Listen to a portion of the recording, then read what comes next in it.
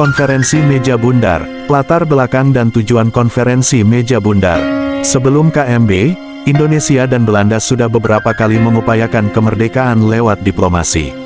Ada Perjanjian Linggarjati pada 1946, Perjanjian Renville pada 1948, dan Perjanjian Rumroyen pada 1949. Diadakannya Konferensi Meja Bundar juga menjadi salah satu kesepakatan dalam Perjanjian Rumroyen. Tujuan dari diselenggarakannya Konferensi Meja Bundar adalah mengakhiri perselisihan Indonesia dengan Belanda.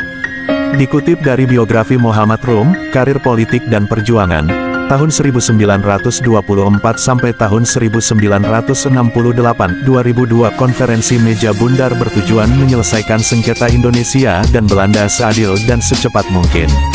Indonesia ingin jalan dan cara penyerahan kedaulatan yang sungguh, penuh, dan tidak bersyarat kepada negara Indonesia Serikat NIS sesuai dengan pokok-pokok persetujuan Renville. Para pihak yang turut serta dalam KMB mengupayakan agar KMB dapat dimulai pada tanggal 1 Agustus tahun 1949. Mereka berharap konferensi diselesaikan dalam waktu 2 bulan.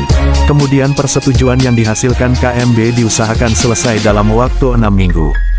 Proses Konferensi Meja Bundar, perundingan antara Indonesia dan Majelis Permusyawaratan Federal atau Bijenkoms for Federal Overleg BFO intensif digelar pada Maret tahun 1949 di Bangka, dalam rangka mempersiapkan KMB di Den Haag, RI dan BFO mengadakan perundingan untuk penyatian pendapat. Perundingan dilaksanakan 2 kali yakni di Yogyakarta pada tanggal 19 Juni tahun 1949 dan di Jakarta pada tanggal 22 Juni tahun 1949. Perundingan itu dikenal dengan Perundingan Inter-Indonesia. Hasilnya, Indonesia dan BFO sepakat mendirikan Republik Indonesia Serikat RIS.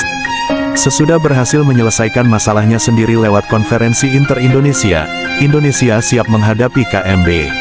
Delegasi yang diketuai Moh Hatta, tanggal 4 Agustus tahun 1949, dibentuk delegasi yang diketuai Moh Hatta.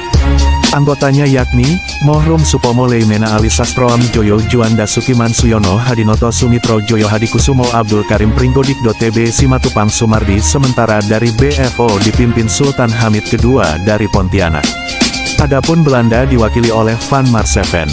Permasalahan, 2 masalah yang sulit mencapai titik temu yakni pembentukan Uni Indonesia Belanda dan soal utang Hindia Belanda. Hasil dan dampak Konferensi Meja Bundar. Setelah melalui pembahasan yang berlarut-larut, pada 2 November 1949 tercapailah persetujuan Konferensi Meja Bundar. Hasil KMB yakni, Belanda menyerahkan kedaulatan kepada Republik Indonesia Serikat pada akhir Desember tahun 1949. Akan dibentuk Uni Indonesia Belanda. Dalam uni itu, Indonesia dan Belanda akan bekerja sama. Kedudukan Indonesia dan Belanda sederajat.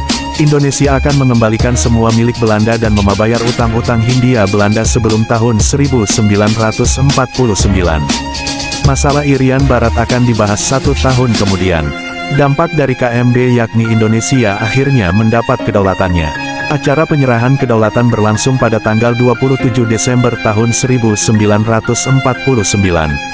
Penandatanganan naskah penyerahan kedaulatan berlangsung di 2 kota yakni Amsterdam dan Jakarta.